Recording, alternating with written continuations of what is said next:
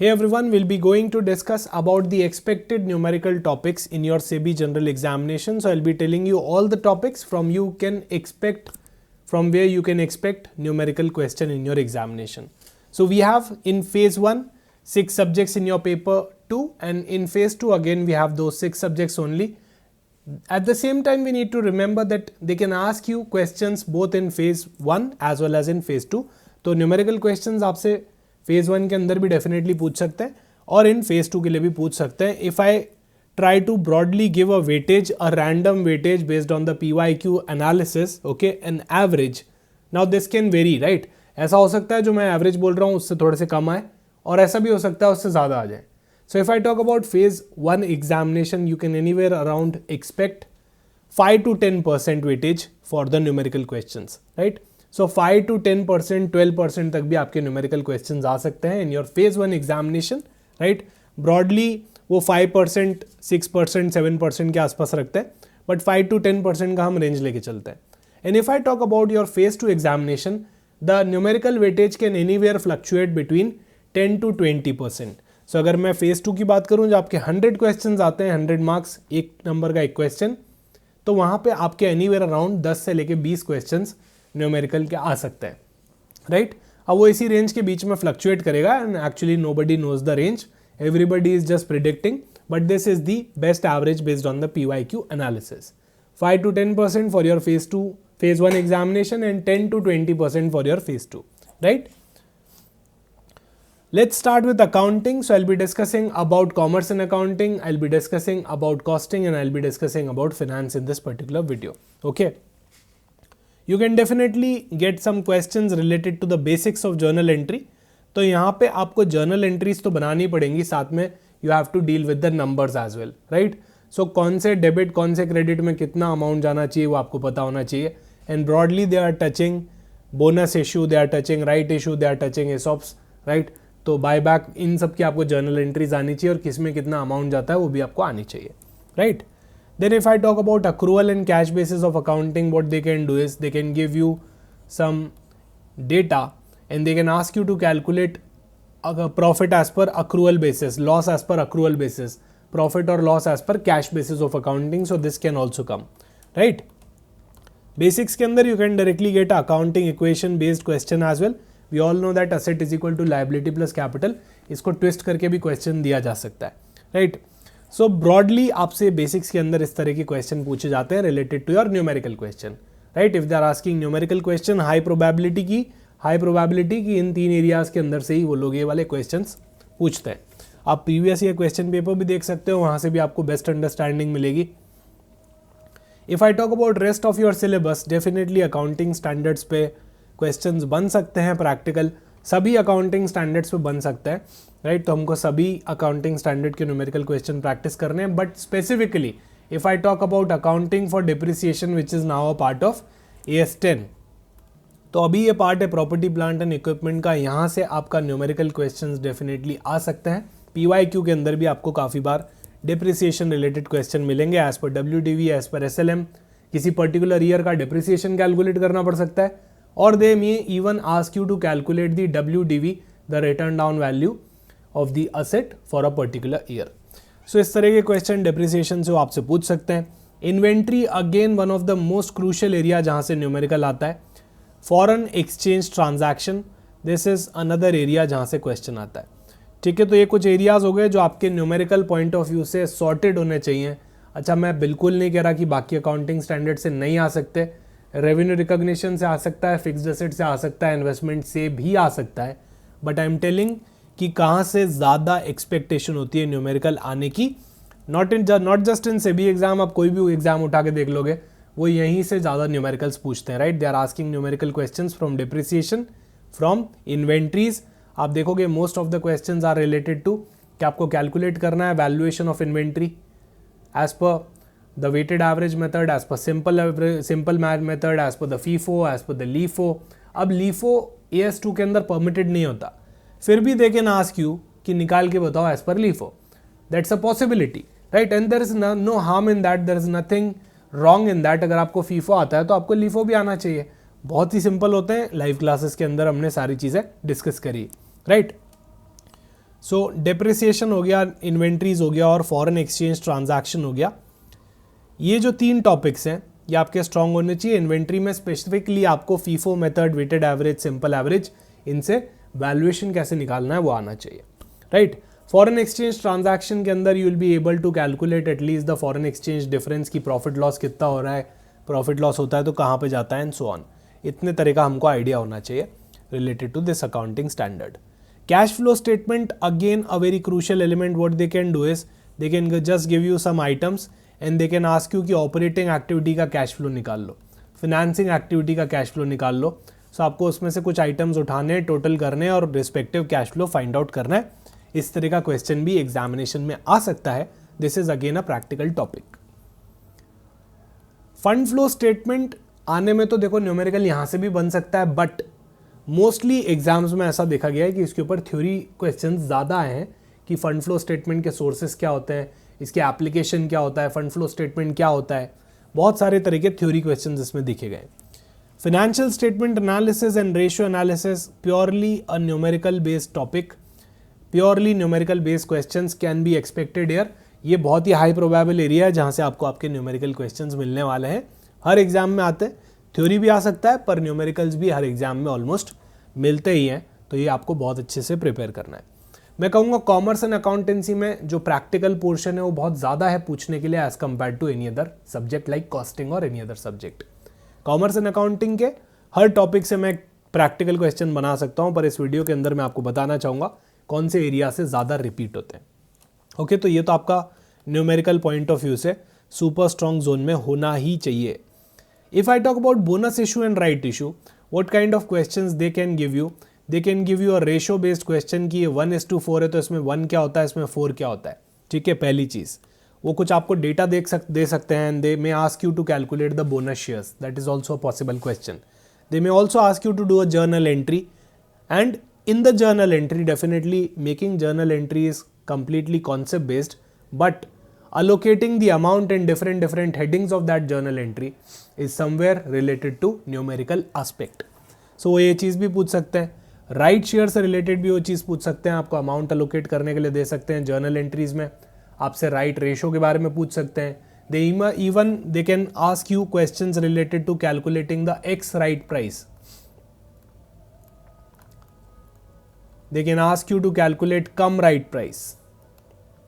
हालांकि कम right price usually question में given होती है क्योंकि वो एग्जिस्टिंग मार्केट की प्राइस ही होती है, बट हो सकता है वो मार्केट कैपिटलाइजेशन का कॉन्सेप्ट यूज करें। Why? If you want to calculate the current market price then market capitalisation divided by number of shares will be the formula. They can even ask you x right price, sorry they can also ask you value of right. X right price तो मैंने already लिख दिया है।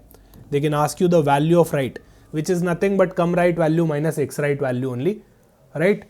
ये सारी चीज़ें पूछी जा सकती हैं और इसकी शॉर्ट ट्रिक आपको बहुत अच्छे से आनी चाहिए जो हमने पेड क्लास में कवर करी है, right. Short tricks are important. काफ़ी सारे आपके कॉम्पिटिटर्स होंगे जो इसको 30, 40, 50 सेकंड में सॉल्व करते होंगे, कुछ लोग 1-2 मिनट भी लगा देते होंगे। आपका ये 5 to 10 सेकंड्स में हो जाना चाहिए अगर आपको शॉर्ट ट्रिक आती है तो। फिर उसके बाद buyback of security, another area जहाँ से आपका न्यूमेरिकल क्वेश्चन आ सकता है। Maybe they ask you कि बायबैक की लिमिट कैलकुलेट करके बताओ as per companies act. This is a overlapping topic, ये कंपनीज एक्ट के अंदर भी आता है। सो यहाँ पे आपको बायबैक की क्या लिमिट होती है, राइट, उसको कैसे कंप्यूट करना है वो पता होनी चाहिए, इसकी जर्नल एंट्री पता होनी चाहिए, उसके अंदर आपको फिगर्स कैसे डालने हैं वो भी आपको पता होना चाहिए, right. So these are the topics जहाँ पे वो आपसे क्वेश्चन पूछ सकते हैं related to numerical in commerce and accountancy. I will say कि 60 to 75% टॉपिक्स आपके फॉलो कर जाते हैं न्यूमेरिकल के अंदर। फिर भी मैंने आपको हाई प्रोबेबिलिटी एरियाज बता दिए, मैंने उनके बाइफर्केशन भी बता दिए कि कौन कौन से कॉन्सेप्ट्स पे वो क्वेश्चन पूछ चुके हैं या पूछ सकते हैं। Okay, so if you do a previous year question paper analysis, तो मैं यहाँ पे आपको क्वेश्चन नहीं सॉल्व करवाने वाला क्योंकि मैं ऑलरेडी बहुत डिटेल में करवा चुका हूँ। Rather I will advise you guys, let's make it complete strategy video. Previous year question paper आपको कहाँ पे मिलेंगे मैं आपको डेफिनेटली बता दूंगा। सो हैव अ लुक, ये क्वेश्चन आपका 2024 में आया था and they are asking you how much amount needs to be credited to the securities premium account. So securities premium account के अंदर कितना जाएगा, तो आपको ये चीज़ ध्यान रखनी है। एक होती है आपकी फेस वैल्यू, राइट, एक होती है आपकी फेस वैल्यू।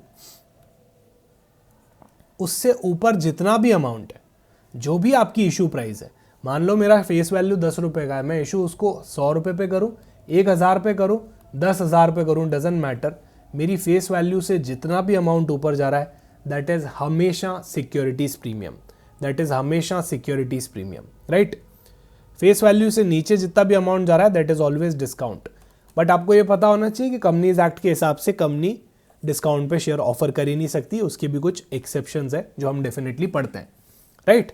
सो ये चीज़ आपको इतनी अंडरस्टैंडिंग होनी चाहिए कि भाई मार्केट वैल्यू अगर मेरी दे रखी है, अगर आपको इशू प्राइस दे दी, तो ऐसा नहीं है कि मार्केट प्राइस के ऊपर जो जाएगा वही आपका प्रीमियम है, ऐसा बिल्कुल नहीं है। जो हम हेडलाइंस में पढ़ते हैं न्यूज़ की कि लेंसकार्ट इतने पे लिस्ट हुआ, ग्रो इतने पे लिस्ट हुआ, कोई भी शेयर है वो इतने पे लिस्ट हुआ, इतने प्रीमियम पे लिस्ट हुआ, उस प्रीमियम को इस प्रीमियम से कंफ्यूज मत करना। That is a premium on the issue price and the securities premium that we study here is everything which is about the face value. So always remember, face value के ऊपर 1 रुपये भी गया that is securities premium, 1000 भी गया, मान लो मेरी यहाँ इशू प्राइस 1000 हो जाती, so minus my face value that means 990 will go to my securities premium, right. This is how it works. So ये आपको याद रखना है, फेस वैल्यू के ऊपर जाती है आपको सिक्योरिटीज प्रीमियम में डालना है, और अप टू फेस वैल्यू हमेशा शेयर कैपिटल में जाता है, इतना आपको ध्यान रखना है। तो ये डायरेक्ट क्वेश्चन था, राइट। फिर उसके बाद वापस एक और question, so share capital transaction के ऊपर they are asking again and again question, mostly these are mix of journal entries and numerical question. So यार यहाँ पे आपसे करेक्ट एंट्री पूछ ली, तो यहाँ पे देखो जर्नल एंट्री तो will be the concept part, but what will be the amount, that is a kind of numerical portion, ठीक है। तो मैं ऐसा मान रहा हूँ कि न्यूमेरिकली है, एज गुड एज न्यूमेरिकली है, राइट। प्योरली मैं इसको न्यूमेरिकल मानना नहीं चाहता, बट ठीक है, स्टूडेंट्स को जहाँ नंबर दिख जाता है उनको वो बोलते हैं सर न्यूमेरिकल आया था, चलो ठीक है न्यूमेरिकली मान लेते हैं, ठीक है। बट टेक्निकली अगर देखा जाए तो ये कॉन्सेप्ट बेस्ड क्वेश्चन ज़्यादा है rather than numerical question, right. ये आप प्योर न्यूमेरिकल बोल सकते हो। यहाँ पे हमको क्विक रेशियो निकालना था, this is a part of your ratio analysis, liquidity ratio के अंदर क्विक रेशियो पहली क्लास के अंदर हम लोग पढ़ते हैं, बहुत ही सिंपल क्वेश्चन था, हम तो काफ़ी अच्छे लेवल पे पढ़ते हैं, ये बहुत ही ईजी क्वेश्चन था, ठीक है। इसके बाद बुक वैल्यू पर शेयर निकालनी थी, तो मैं आपको हमेशा बताता हूँ बुक वैल्यू पर share, face value, market price पर शेयर, मार्केट कैपिटलाइजेशन, ये सारी जो टर्म्स हैं ये आपको बहुत अच्छे से आनी चाहिए, इसकी प्रैक्टिकल अंडरस्टैंडिंग भी हम हमेशा कोर्स के अंदर लेते ही हैं, राइट। सो यहाँ पे बुक वैल्यू पर शेयर निकालनी है जो बहुत ही ईजी होती है, ओके। आपका जो भी नेट असेट आ रहा है for equity share holder divided by number of shares हम करते हैं, तो उससे आपकी बुक वैल्यू आती है। हालांकि यहाँ पे मेथड जो लग रहा है वो थोड़ा सा अलग लग रहा है, राइट। फिर उसके बाद मैं बात करूँ तो डेप्रिसिएशन के कॉन्सेप्ट पे आपका क्वेश्चन था, कॉमर्स एंड अकाउंटेंसी से काफ़ी बार क्वेश्चन रिपीट होता है, right. Again there was a question on accounting standard 2, अब इसको AS2 से मैप कर लो, इसके कॉस्टिंग के इन्वेंट्री से मैप कर लो, कहीं से भी मैप कर लो, घूम फिर के बात वही आ जाती है कि simple average method, FIFO method, ठीक है, वेटेड एवरेज मेथड, ये सब आपको आना चाहिए। मैं तो कह रहा हूँ एक बार लीफो से भी इस क्वेश्चन को सॉल्व करके देख लोगे तो कोई बुरा नहीं है। हालांकि LIFO is never permitted in accounting standard 2, in accounting standard 2 LIFO is never permitted, even in the Indian accounting standard 2 LIFO method you cannot use, पर कोई भरोसा नहीं है एग्जामिनर का, वो आपका कॉन्सेप्ट टेस्ट करने के लिए कुछ भी पूछ सकता है, राइट। तो सॉल्व करने में कोई दिक्कत नहीं है ना। FIFO, LIFO, weighted average, simple average, हर से सॉल्व करके देख लो क्वेश्चन को, एक ही क्वेश्चन पकड़ो, चारों से उसको सॉल्व करके देख लो, बात ही खत्म हो जाएगी। सो गाइज मैं आपको यहाँ पे जल्दी से नहीं सॉल्व करवाना चाहता, देयर इज ऑलरेडी अ 1.5 घंटे का video on complete commerce and accountancy previous year question paper. So यहाँ पे आपके 2022 से लेके 2023 के एग्जामिनेशंस कवर्ड है फॉर सेबी जनरल एग्जामिनेशन। आप इस वीडियो को देख लो, मैंने यहाँ पे कॉन्सेप्ट भी सिखाया है, राइट। और भी बहुत सारे यूट्यूब पे वीडियोस अवेलेबल है हमारे चैनल पे, आप उनको भी चेकआउट कर सकते हो related to PYQ। Coming to the costing portion, usually from the basics of costing, from the basics of costing ये आपका आता है सेमी वेरिएबल कॉस्ट पे, एक कॉन्सेप्ट आता है सेमी वेरिएबल कॉस्ट पे, आपका एक न्यूमेरिकल आ सकता है। उसके बाद आपकी मेथड्स ऑफ कॉस्टिंग के अंदर unit costing is one of the most probable area, जहां से हर एग्जाम में PFRD हो, सेबी हो, कोई भी और एग्जाम हो, यूनिट कॉस्टिंग में जो आपकी कॉस्ट शीट होती है उसके ऊपर बहुत सारे क्वेश्चन हमेशा बनते हैं, कभी कभी थोड़े से कॉम्प्लेक्स भी बन जाते हैं जिसमें स्टूडेंट्स थोड़े घूम जाते हैं, वो वर्ड्स को थोड़ा ट्विस्ट कर देते हैं, ठीक है, उससे थोड़ा सा लगता है कॉम्प्लेक्स है, पर है कुछ नहीं। अगर आपका कॉस्ट शीट बहुत अच्छे से क्लियर है तो आप इसके क्वेश्चंस अटेम्प्ट कर सकते हो। So this is the probable area.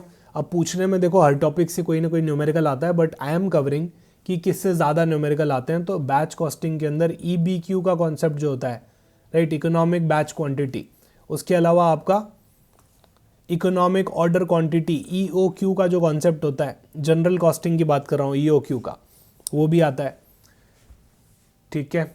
Contract costing में आपसे वर्क सर्टिफाइड के बेसिस पे कितना अमाउंट का प्रॉफिट हम रिकॉग्नाइज करें, कितना वर्क सर्टिफाइड में जाना चाहिए, कितना वर्क अनसर्टिफाइड में जाना चाहिए, ये पूछा जा सकता है। प्रोसेस कॉस्टिंग से आपसे इक्विवेलेंट यूनिट्स पूछे जा सकते हैं कि इक्विवेलेंट यूनिट्स कितने होते हैं, राइट, वो निकालने का कंप्यूटेशन काफ़ी बार एग्जाम में है।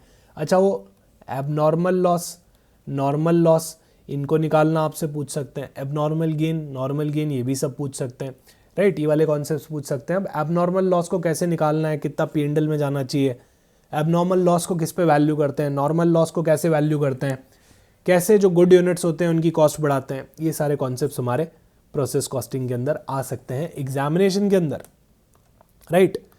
फिर ये जो आपका थर्ड वाला टॉपिक है ना, ये पूरा है ही न्यूमेरिकल बेसिकली। अब उसमें से भी बजटरी के यूजुअली क्या होता है ना, जो क्वेश्चंस आते हैं that are more of related to theory, right, ज़्यादातर। मार्जिनल कॉस्टिंग एक कंप्लीट प्रैक्टिकल में बोलूँगा, इससे थ्योरी भी आ सकता है, पर प्रैक्टिकल आने का ज़्यादा चांस बनता है। आपकी PYQ में भी काफ़ी सारे क्वेश्चन है रिलेटेड टू मार्जिनल कॉस्टिंग, और स्टैंडर्ड कॉस्टिंग में से भी डेफिनेटली न्यूमेरिकल बन सकते हैं, ओके।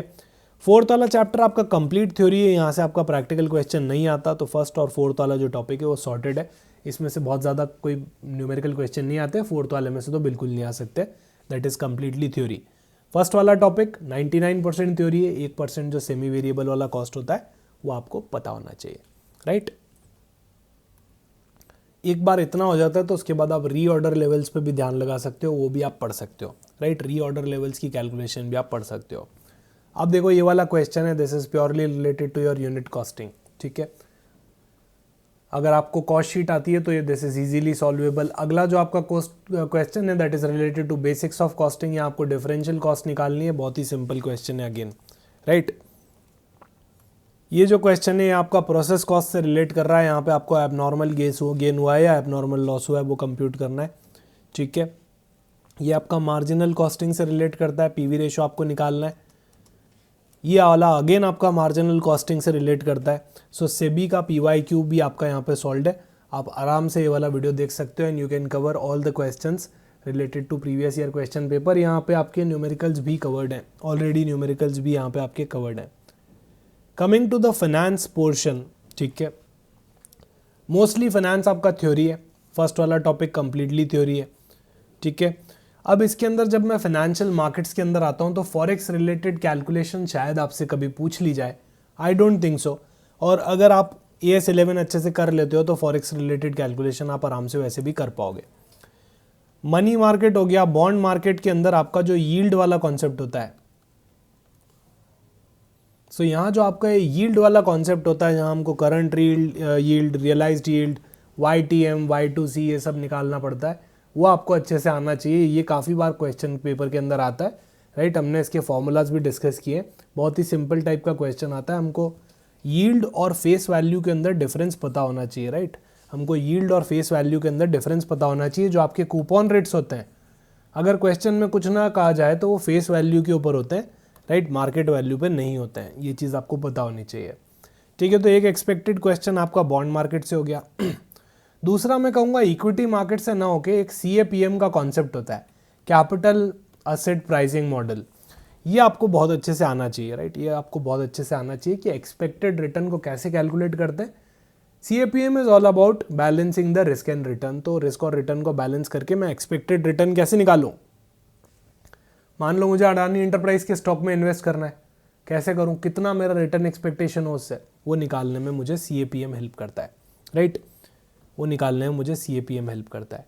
फिर उसके बाद आपका डेरिवेटिव चैप्टर, यहाँ पे आप क्या कर सकते हो, एक तो जो आपका ऑप्शंस वाला टॉपिक होता है डेरिवेटिव के अंदर, उसका P&L अकाउंट कैसे निकालते हैं, बेसिकली प्रॉफिट कैसे हो रहा है, लॉस कैसे हो रहा है, कब एक्सरसाइज होगा कब नहीं होगा, होगा तो कितना लॉस होगा, नहीं होगा तो कितना लॉस होगा। भाई एक्सरसाइज नहीं करोगे और ऑप्शन बायर हो तो हमेशा प्रीमियम अमाउंट तक ही लॉस होगा, राइट।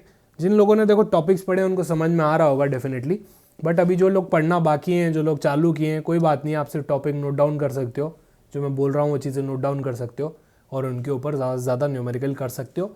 पेड बैच का पार्ट हो तो ऑलरेडी आप ये सब कुछ कर चुके हो, right. So forward contract, P and, ये ऑप्शंस के अंदर पी प्रॉफिट और लॉस में कैसे निकाल सकता हूँ उसका बेसिक अंडरस्टैंडिंग आपके पास यहाँ पे होना चाहिए डेरिवेटिव के अंदर, राइट। वो आपके लिए इंपॉर्टेंट हो सकता है। हालांकि इस तरह का क्वेश्चन ज़्यादा नहीं आता, पर मैं आपको बता रहा हूँ कि इस तरह का क्वेश्चन भी आने में आ सकता है, कोई बड़ी बात यहाँ पे नहीं है ना। सो ये आपका फाइनेंस हो गया। फाइनेंस आपका ब्रॉडली मैं कहूँगा 60 to 70-80% तक आपका थ्योरी ही जाता है। ये कुछ क्वेश्चन है जो आप एक्सपेक्ट कर सकते हो फ्रॉम द फाइनेंस वाला एंगल, राइट। सो गाइज ये सारे टॉपिक्स हैं जहाँ से आपके न्यूमेरिकल्स जनरली आते हैं। तो ये एक्सपेक्टेड टॉपिक का एक वीडियो है, स्ट्रैटेजी वीडियो जो मैंने आपके लिए बनाया है। हो सकता है आपके लिए बहुत काम आएगा, ताकि आपको बाइफर्केशन पता चले कि टॉपिक के अंदर भी और क्या क्या चीज़ें आ सकती है। इसके अलावा भी पेड कोर्सेज के अंदर I make students practice so मेरी न्यूमेरिकल्स, ताकि वो अच्छे से प्रिपेयर कर पाए, ठीक है। ये सिर्फ एक सजेशन है, ऐसा नहीं कि मैंने कोई एक्सक्लूसिव लिस्ट बता दी आपको कि इसके बाहर आ ही नहीं सकता, है ना। There is only one trend, that there is no trend, okay, in regulatory bodies we can see in any examination. So definitely हम पेड कोर्स के अंदर और भी बहुत सारे क्वेश्चंस प्रैक्टिस करते हैं। And this is a live crash course batch having classes, notes and mock test. अगर आपको पेड कोर्स पे जाना हो तो डेफिनेटली आप इस वाले कोर्स को भी चेकआउट कर सकते हो, ओके। यहाँ पे आपका commerce and accountancy, costing, companies act, right, और फिनेंस मैं ही पढ़ाता हूँ। Okay guys, so thank you so much. Bye bye. Take care. See you soon in some other video.